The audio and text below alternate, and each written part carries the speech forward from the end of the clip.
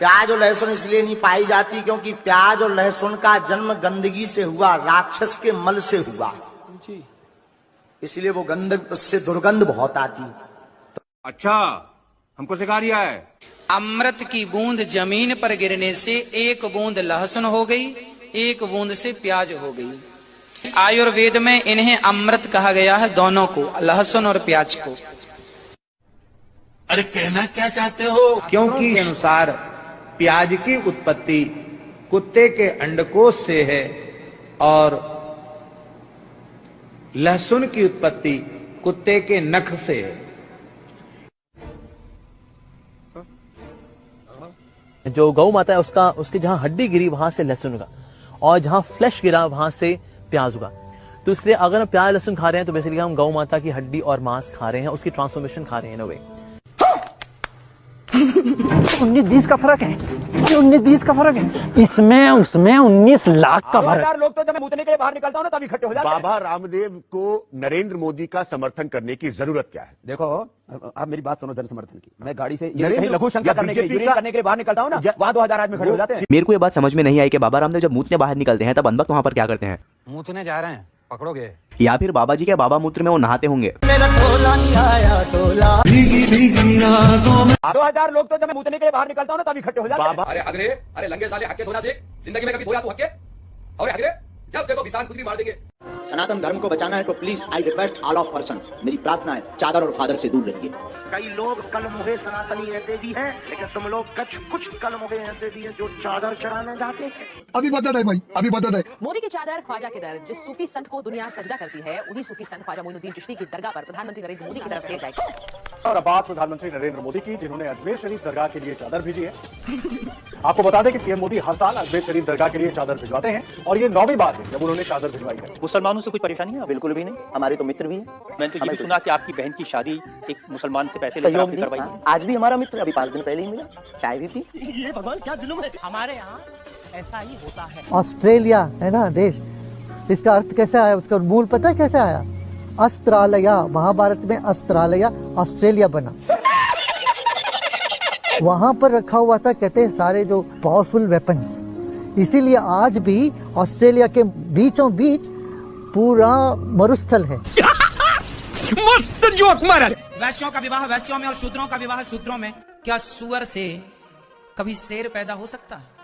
फिर वैश्या है जिसका कोई नियम नहीं है, और तुम अच्छे घर की बेटी हो, कल को तुम मां बनोगी। लड़की ब्राह्मण है और पिता शूद्र है। अब जो तुम्हारी औलाद होगी, संतान, तुम उसे क्या नाम दोगे? वो ब्राह्मण कहलाएगा कि शूद्र कहलाएगा? बताओ। ना वो पूरा ब्राह्मण हुआ, ना वो पूरा शूद्र हुआ, वह हो गया वर्ण संकरी। वर्ण संकरी का मतलब विचारों की संकीर्णता, छोटे विचार वाला, छोटी बुद्धि वाला। कौन है ये लोग, कहां से आते हैं? कायरो जग जाओ, अब सब हिंदू अपने हाथ में हथियार उठा लो। कि धर्म के लिए अगर हिंसा करनी पड़े तो वो हिंसा नहीं है, धर्म की स्थापना के लिए हिंसा हिंसा नहीं है। साले का खोपड़ी तोड़ साले। और सुभाष चंद्र बोस जी के जन्मोत्सव पे उनका एक नारा था, तुम मुझे खून दो मैं तुम्हें, लेकिन हमने आज एक नया नारा बनाया है भारत के इतिहास में, तुम मेरा साथ दो हम हिंदू राष्ट्र बनाएंगे। हाँ, तुम हमारा साथ दो हम हिंदू राष्ट्र बनाएंगे। क्या सोच है रे तेरी, मानना पड़ेगा। अपनी बात से न कभी झुकेंगे, न कभी मुड़ेंगे, न कभी रुकेंगे। भारत हिंदू राष्ट्र था, है और फिर घोषित होकर रहेगा। मैं तुम्हें एक बात बताऊं, हिंदू राष्ट्र और मुस्लिम राष्ट्र, ये हिंदुस्तान में ना तो मुस्लिम राष्ट्र बन सकता और ना हिंदू राष्ट्र बन सकता, क्योंकि ये दो भाइयों का एक घर है, ठीक है ना। इसे मैं चाहूं कि मुस्लिम राष्ट्र बना लो और वे चाहे हिंदू राष्ट्र बना ले, ऐसा तो कभी जिंदगी में हो ही नहीं सकता। और अगर इस देश को चलाना है तो दोनों भाइयों को मिलकर ही चलना पड़ेगा। और हिंदू मुस्लिम की जो बात करने वाले होते हैं ना, वो घर से बेरोजगार होते हैं, जिनकी घर में अहमियत नहीं होती, वो बाहर आके हिंदू मुस्लिम जो हिंदू मुस्लिम वाले हैं वे ऐसे हैं जो शाम को दारू पी और रात को झगड़ा करा है, वो हिंदू मुस्लिम कर रहे हैं। कुछ खराब लोग हमारे में भी हैं और कुछ खराब लोग उनमें भी हैं। ना तो सारा मुसलमान खराब, ना सारा हिंदू खराब। ये बड़ी अच्छी बात कही आप। कैंसर की बीमारी का यदि कोई इलाज है तो केवल हल्दी, 1 चम्मच सवेरे हल्दी खाओ, 1 चम्मच शाम को कच्ची हल्दी खा के पानी में 4 बार गौमूत्र ग्रहण कीजिए, तो भी कैंसर जैसी बीमारी को भी गौमूत्र ठीक करता है। गौमूत्र पीने से अर्थराइटिस अच्छा होता है, टॉक्सिन्स, ऑक्सीडेंट्स, ESR बढ़ा हुआ, ESO बढ़ा हुआ, RA फैक्टर बढ़ा हुआ, जितने भी यूरिक एसिड बढ़ा हुआ, जितनी भी गंदगी शरीर में बढ़ी हुई पूरी की पूरी क्लीन हो जाती है। अभी बता दे भाई, अभी बता दे। अब गोमूत्र से जुड़ी एक ताजा स्टडी ने इसके सेवन को लेकर बड़ा खुलासा किया है। देश के प्रतिष्ठित संस्थान IVRI यानी Indian veterinary research institute Bareilly के वैज्ञानिकों ने अपने ताजा शोध में दावा किया है कि गोमूत्र का सेवन इंसानों के स्वास्थ्य के लिए हानिकारक है। इस स्टडी में दावा किया गया है कि गोमूत्र में हानिकारक बैक्टीरिया होते हैं जो सेहत को नुकसान पहुंचा सकते हैं। गाय के बच्चे को बछड़ा होता है ना, बच्चा, उसको भी पता है कि मुझे दूध पीना है या मूत पीना है। मुर्गी के आगे से निकलता है कि अंडा पीछे से, और जो पीछे से निकले वो गू तो होता है। ये प्रोटीन नहीं, मुर्गी को गू है। यदि मुर्गी के गू में प्रोटीन है, विटामिन होते होंगे। अरे गू खाना है तो मोल का गू खाओ है, गू खाने लग गया। हम सोचते थे आदमी गू कैसे खाता है, तो कईयों को पता लगा मुर्गी का गू खा रहे। अरे तुम्हारी खोपड़ी में भेजाई की भजिया है। जिसको संतान नहीं होती वो गाय को गेहूं खवाए, ठीक है, और गेहूं जब उसके गोबर से वापस आए, समझ गया, तो उसको धुल करके उसे सुखा करके उसको पीस करके उस आटे की रोटी बनाकर भगवान को भोग लगाकर वो रोटी खाने से संतान प्राप्ति होती है। जाइएगा, हम टोपी वालों को भी सीताराम बुलवा देंगे, आपकी न्यूज पर बोल देते हैं। क्यों चिंता कर रहे हो तुम? झूठ मारूंगा, इतने झूठ मारूंगा कि ताट नकली कर दूंगा मैं। आपको लगता है भारत कभी हिंदू राष्ट्र बन जाएगा? हिंदू राष्ट्र है, बस घोषणा की आवश्यकता है, इसीलिए तो हम लगे हम हिंदू राष्ट्र बनवा करके रहेंगे। अच्छा, तेरा बाप यहाँ छोड़कर गया था कि तेरी माँ? हिंदू राष्ट्र बनाने की बात कह रहे हैं, इसलिए बेधर्मी ना छाती पे ना मतलब बुलडोजर चल रहा है, इसलिए उनको तकलीफ हो रहा है, इसलिए बाबा का विरोध कर रहे हैं। कलयुग में ये आसुरी शक्तियां हैं और ये मनुष्य के वेश में है। श्याम मानव जिन्होंने प्रश्न उठाया, मानव जैसे दानव, जो मानव रूप में दानव है, उनका नाच जरूरी है। छुए रे तुम लोग के जिंदगी पे, छुए पहनते हैं, ये पहनाने वाले से भी कुछ गुरु दक्षिणा लेते हैं। जो कपड़े पहनते हैं, जो कपड़े जिसके दिए पहनते हैं, उससे भी कुछ पैसा लेते हैं। आज तक ऐसा कोई मिला नहीं है, खोज जारी है। अच्छा, किसी ने हमें आज तक दक्षिणा नहीं दी, टोपी पहनाने के नाम पर या कपड़े पहनाने के नाम पर। हम तो राह चलते कोई मिल जाता है तो उसका पहन लेते, अपना दे देते हैं। देखिए कैसे धर्म के नाम पर चल रहा है धंधा। जिसको बाबा को पगड़ी पहनानी है वो 2,51,000 रुपए लेकर आए, और जो चरण पखारना चाहता है वो 1,51,000 कैश लेकर आए।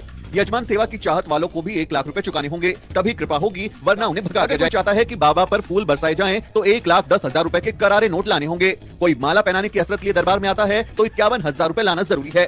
आरती तक करने के लिए 11,000 रुपए का रेट लगाया गया है। संतों की तिलक सेवा के लिए भी 5100 रुपए देने होंगे। अमीर आदमी हो तुम हमें दे सकते, हम सब बचा लें भी। हम जात से ब्राह्मण है, ब्राह्मण का धर्म है दान लेना, दान देना, यज्ञ करना, यज्ञ कराना, वेद पढ़ना, वेद पढ़ाना। 30 कर्माणी ब्राह्मणा। तुम अपना मकान, फ्लैट, बंगला, घोड़ा, गाड़ी, सोना चांदी, बैंक की एफडी खुलना, रुपया, बंदे रुपया, लुगाई लड़का भर छोड़ के सब हमारे नाम करवा सका। तुम्हारे जैसे लोग इस देश के लिए श्राप है। राम मंदिर तो मोदी जी ही बनवा रहे हैं, तो फिर आपको मोदी जी पसंद है, इसका मतलब? बहुत अच्छा है राम मंदिर, और ये काशी का काम हो गया, मथुरा अभी बाकी। बहुत अच्छा है। जय हिंदू राष्ट्र। भगवान अगर कण-कण में रहते हैं तो क्या नाली में भी रहते हैं? हाँ, भगवान सब जगह रहते हैं, तो नाली में भी रहते हैं। अरे तुम्हारी खोपड़ी में भेजाई की भजिया है। जो मलमूत्र में कीड़े पड़ जाते हैं, वो कीड़े के भीतर जो आत्मा है वह भी परमात्मा की है। ये तो लेटेस्ट न्यूज है। सुअर के अंदर जो आत्मा है वह भी परमात्मा भगवत स्वरूप है। देखो, भगवान रहते सब जगह हैं। आपको मानना है कि भगवान सब में है, पर व्यवहार में आप सुअर की पूजा नहीं कर सकते, पर मानना है कि भाई इसके भीतर भी ईश्वर है ना? लगता है ये पागल हो गया। उसमें सरसों का तेल भी नाक में डाल दे तो यदि पूरे रेस्पिरेटरी ट्रैक में कहीं पर भी कोरोना होगा तो पेट में चला जाएगा, और पेट के जो केमिकल्स हो कोरोना को। बाबा जी, नाक में सरसों का तेल डालने से कोरोना खत्म होता है या नहीं इस बात का तो पता नहीं, लेकिन वही सरसों का तेल आप अपनी में डालोगे तो आपकी बॉडी की फ्लेक्सिबिलिटी जरूर बढ़ जाएगी। मजा आया है। विश्व प्रसिद्ध योग गुरु स्वामी रामदेव जो साइकिलिंग करते हुए एंट्री ले रहे हैं। देखिए वो बारिश में। अरे नगर पालिका को बुलाओ, भोपड़ी वाले गड्ढा बेचे। अरे देश बाद में सुरक्षित होगा, पहले गड्ढा सुरक्षित कराओ। इनकी माँ का चोटे, माता चोटे। वैसे मैं आपको बाबा जी के बारे में क्या बताऊं, बाबा जी तो कहां से बोले वहां से गिरते रहते, शायद लेते होंगे वो बाबा जी की बूटी। Leviosa. You do it then if you're so clever. Wingardium Leviosa. Wingardium Leviosa.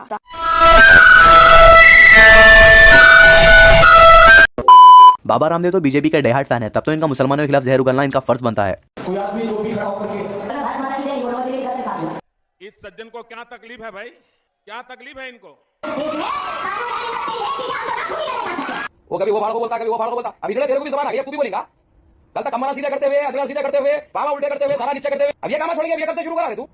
ऐसे गालियां आ रही भाई, लेकिन अपनी जबान को रोक रखा हूं मैं, अपनी जबान को रोक रखा हूं। तेरी मां का जरील मारूं, जरा खलमा करता कहते इन्हें क्या ही कर रही है साहब, क्या हिंदुस्तान को बांटने का काम कर रही। अब तुम्हारा जो है ये करके लोगों को जो है गुमराह करके उत्तर प्रदेश के इलेक्शनों का नजर रखे हुए तुम लोग, चलने वाली नहीं है वो, नहीं गलती कुछ भी। वहां पे भी मुंह काला होता तुम्हारा। बोल मां हिंदुस्तान जिंदाबाद बोल, जय हिंद बोल, ये नारे है हमारे। ये आदमी जैसा भी हो, लेकिन इसने एक काम तो बहुत सही किया है। 2011 में जो रामलीला के मैदान में इसने सलवार कमीज पहनकर पुलिस वालों के डंडों से भागा है, वो तो देखकर आखिरी मजा आता है। पुलिस की मार से बचने के लिए इसने सलवार कमीज तक पहन लिया, पता नहीं अंदर क्या पहनकर भागा था ये। घाघरों ने चोरी। हाँ, घाघरों चोली, घाघरों रेशमी सलवार कुर्ता जाली का म्यूजिक। जिसे तुम पहन कर भागे थे वो सलवार किसकी थी, जिसे तुम पहन कर भागे थे वो सलवार किसकी थी। जिनकी सलवार कमीज पहनकर बाबा जी जहाँ से भागे थे उनकी बात भी एक बार सुन लो। तो जैसा हमने कर रखा था वैसे ही हमने बाबा जी को भी करने के लिए बताया। अपने कपड़े दिए बाबा जी को। हाँ।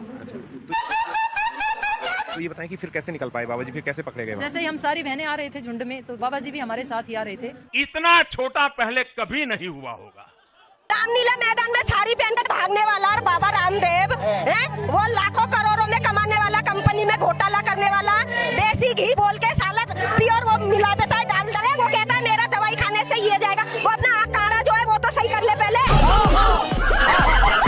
ये सलवार जीवी रजत शर्मा के शो में बैठ के बच्चों से पूछता है, बच्चों आपको 35 रुपए पेट्रोल चाहिए या 90 रुपए पेट्रोल चाहिए? जो आपको 35 रुपए पेट्रोल दिलाएगा उससे वोट देंगे या 90 रुपए वाले को?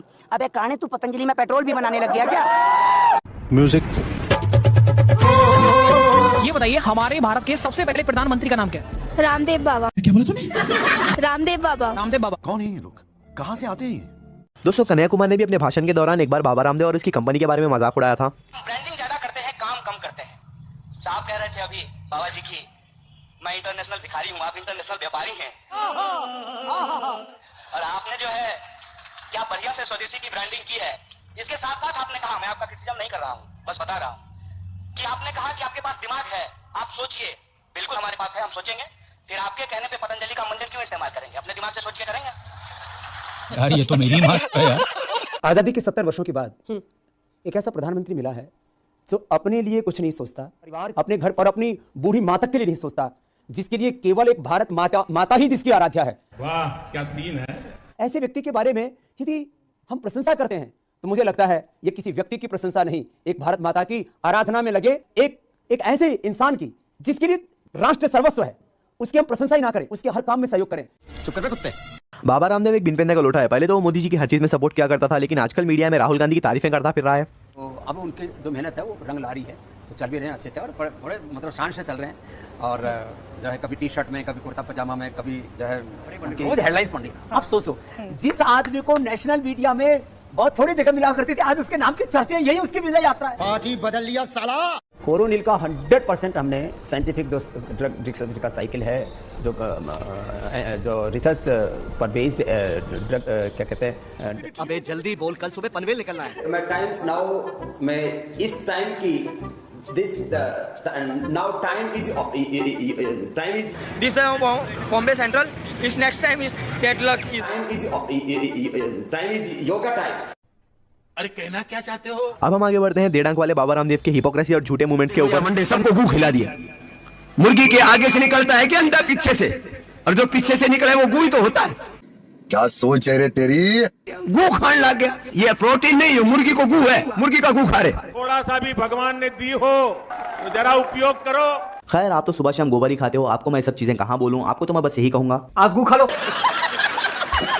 आपने तो कहा था कि बीजेपी आएगी तो शायद पेट्रोल डीजल के दाम कम होंगे।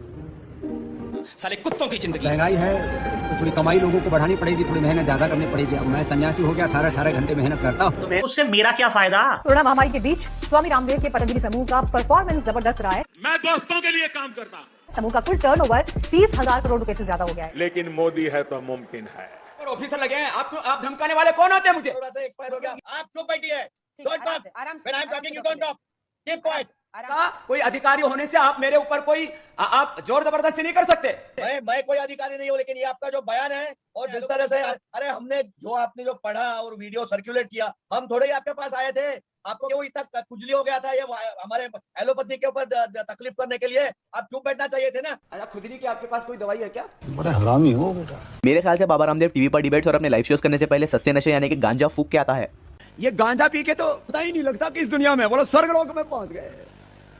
चरस गांजा मेरे को तो वो मस्त है यार, अपन को भी करने का। वो गांजा देखो अभी हाथ में पकड़ रखा है ना, तो ये इसमें रेडिएशन है। वाह वेरी डेंजरस। तो ये हाथ नीचे आ जाएगा। ताकत लगाओ पंडित जी, और ताकत लगाओ, पूरा ताकत लगाओ। ये रेडिएशन वाला मोबाइल पकड़ रखा है ना, तो ताकत लगाने पर भी नीचे आ रहा है।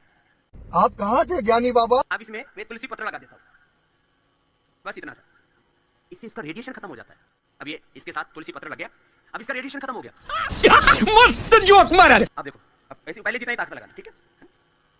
अब पूरा ताकत लगा रहा हूं तो भी हाथ नीचे नहीं आ रहा है। या आप घर में जाके कोई भी प्रयोग करके देख ले। इतना चुतिया बनाने का लोगों को बनाने की कोशिश करे, कोई भी नहीं बन रहे। अब हम आगे बढ़ते हैं आसाराम बापू की तरफ। बिल्कुल सही सुना आपने। I am going to talk about that naughty boy. Malla नाम दिया मैंने, मोदी मल का है, मल्ल मतलब मजबूत। क्या बोला तूने? जब आप ना चरणों में नतमस्तक થઈને કહું છું કે આપના આશીર્વાદમાં સામર્થ્ય છે, આપની પ્રેરણામાં સામર્થ્ય છે। आज आपसे मिलने की तलफ इतनी जबरदस्त थी कि अगर आप कहीं जाके चला आता। अगर तुम इतना ही प्यार करते थे आसाराम से तो चले जाते उसी के साथ जेल, कम से कम देश की नौबत तो नहीं आती। धिक्कार है। हमारे Akbaruddin Owaisi Asaram Bapu the naughty boy के बारे में कुछ कहना चाहते हैं, यानी कि उनकी लाइफस्टाइल बताना चाहते हैं।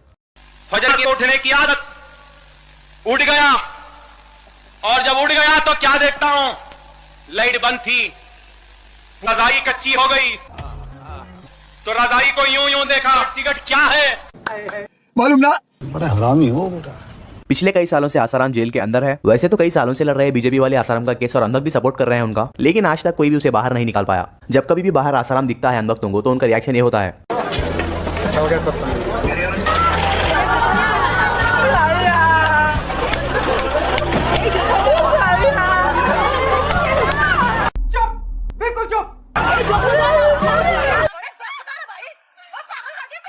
ये पुलिस वाली दीदी ने तो अपनी हंसी बहुत मुश्किल से रोकी है। दिल ही दिल में सोच रही होगी कि कैसे पागल लोग हैं। सही पकड़े हैं। मेरा अवसर सौभाग्य कि जीवन में जब कोई नहीं जानता था, उस समय से बापू के आशीर्वाद मुझे मिलते रहे हैं। धीरे धीरे अपन को गुरुजी का प्यार भी मिला। पता है ना आप सबको?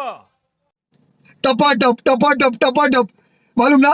नहीं पता है, कहाँ पता है? उस समय से बापू के आशीर्वाद मुझे मिलते रहे हैं। जीन्स पहनेंगे, भीतर से पूरे पैर सड़ जाते हैं पसीने में, फिर खुजली होती है, खुजाते रहो। यहाँ इतनी गर्मी होती है, इसमें जीन्स पहनने का मतलब क्या है? और इतनी टाइट जीन्स पहनेंगे, लेट के पहननी पड़ती है यूं। इतनी टाइट जीन्स पहनेंगे, बताओ बावड़े। A few moments later. बहुत दिनों से लोग पूछ रहे थे पतंजलि की जीन्स कब आ रही है। नीचे जीन्स है पतंजलि की, जिसकी बहुत दिनों से प्रतीक्षा हो रही थी। ये अलग अलग प्रकार के जीन्स हैं। जीन्स में भी हमारे पास सैकड़ों ऑप्शंस हैं। पहले तो बाबा जी ने कहा था कि जीन्स नहीं पहनना चाहिए, रैशेस होते ये वो बैगन बोल गए, लेकिन कुछ दिन बाद खुद का ही ब्रांड लॉन्च किया जीन्स का, पतंजलि के नाम से। सम्मान के प्रतीक मान लिया हमने किसको? जीन्स को, और वो भी फटी हुई जीन्स को। जो फटी हुई जीन्स पहने ना वो ज्यादा सभ्य बोला जाता है। मैंने पहले देखा तो मैंने कहा भैया आपके पास पैसा नहीं है तो मैं दे दूंगा, फटी हुई क्यों पहन रखी है? तो बोले बाबा जी मेरे पास ज्यादा पैसा इसलिए पहन रखी है। और मैंने कहा फिर कैसे? बोले ये तो स्पेशल डिजाइन है, यहाँ से फटी हो, यहाँ से फटी हो, यहाँ से फटी हो। ये जीन्स मैं देख रही हूँ, मतलब हाँ ये फटी हुई भी है। हाँ अच्छा, फिट की फटी हुई जीन्स, श्रेडेड जीन्स जिसको कहते हैं, वो आजकल फैशन में है ना। थोड़ी फाड़ रखी हमने, घिस रखा उसको। फटी हुई जीन्स पहनना किसका प्रतीक मान लिया? फैशन का। फैशन माने आधुनिकता। मैं ज्यादा पढ़ा लिखा हूँ, पढ़े लिखे होके बेवकूफ काम कर रहे हैं। तो ये अब किस चीज की देशी कंपनियां 5000 में जीन्स दे रही थी ना, अब हम 500 रुपए में दे रहे हैं। सर अभी जैसे मैंने एक लड़कियों के लिए जीन्स देखी, स्किनी जीन्स फॉर गर्ल्स, तो उसमें लाइक 1700 उसकी प्राइस थी। तो इतनी तो सर H&M एंड ज़ारा में भी मिल जाती है। देखो कुछ प्रोडक्ट हो सकता है समान प्राइस के होंगे, कुछ प्रोडक्ट हो सकता है समान प्राइस के होंगे। मैंने कहा हिपोक्रेसी की भी सीमा होती है। हिपोक्रेसी गई भाड़ में, लेकिन बाबा जी ने हैदराबाद को लेकर कुछ कमेंट किया था, मतलब हैदराबाद को भाग्यनगर बनाने के लिए इसके ऊपर भी एक बना। हाँ ये सत्य है कि कुछ ऐतिहासिक भूलें हुई हैं हमसे। अब हम जहाँ हरिद्वार में योगा ग्राम बनाए हैं उसके पास वाले गांव का नाम औरंगाबाद है। बताओ औरंगजेब का क्या लेना देना? और हमारे यहाँ हरिद्वार में हमारे तीर्थों के नाम, प्रयागराज का नाम इलाहाबाद, अरे क्या लेना अल्लाह का? भाई ठीक है, अल्लाह वो मक्का मदीना में वो अपना नाम रखे, अच्छी बात है। तो इसी बात को अप्लाई करते हुए हमारे सस्ते विंड डीजल ने इलाहाबाद का नाम प्रयागराज रख दिया, वो भी अनुमान है कि 40 पर 1000 करोड़ रुपए खर्च करके। लेकिन फायदा क्या? सिर्फ नाम बदला है, जगह नहीं। अगर वही पैसे लोगों के डेवलपमेंट में या फिर रोजगार देने में या हॉस्पिटल स्कूल कुछ ना कुछ तो भी डेवलपमेंट कर सकते थे, लेकिन ये है कि सिर्फ नाम ही बदलेंगे। ऐसे कितने जिनको चाहे कभी मुगलों ने तो कभी अंग्रेजों ने अलग अलग जगहों के जो है हमारी पहचानें मिटाने की कोशिश की। तो ये सच है कि हैदराबाद का हैदर से कोई लेना देना नहीं है। वो सचमुच उसका ऐतिहासिक और प्राचीन जो गौरवपूर्ण नाम है वो भाग्यनगर ही है।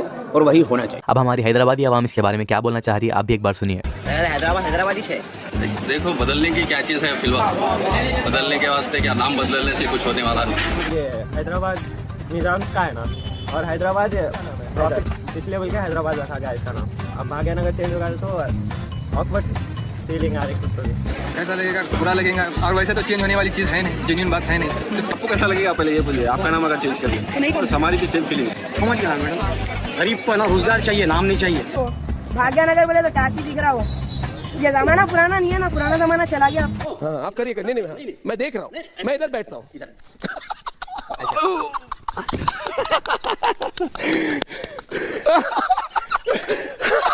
अमेजिंग, बहुत अच्छा स्वामी जी। क्या ये मैं नहीं करूँगा तो इसको दबाओ। अरे आप में ताकत तो है, ताकत तो अच्छी है भाई।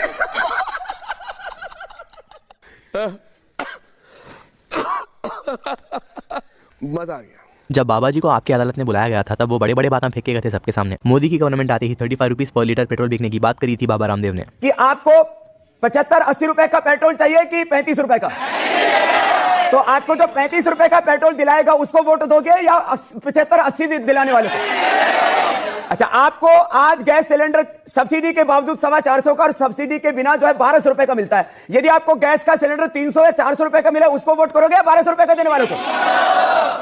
देखो, सरकार तो ये बनाएंगे, आप थोड़ी बनाएंगे, हम थोड़ी बनाएंगे। सबसे बड़ा ब्रांड है ना आईफोन का, कोई भी प्रोडक्ट आप देखते हैं कटा हुआ एप्पल बना होता है, खाया हुआ। पता है ये कहां से आया है? हाँ, हमारे भारत में एक संत हुए हैं नीम करोली महाराज जी, नाम सुना होगा, नीम करोली वाले बाबा जी, सुना आपने कभी? संत हुए हैं हमारे भारत में बड़े दिव्य, नीम करोली वाले बाबा जी।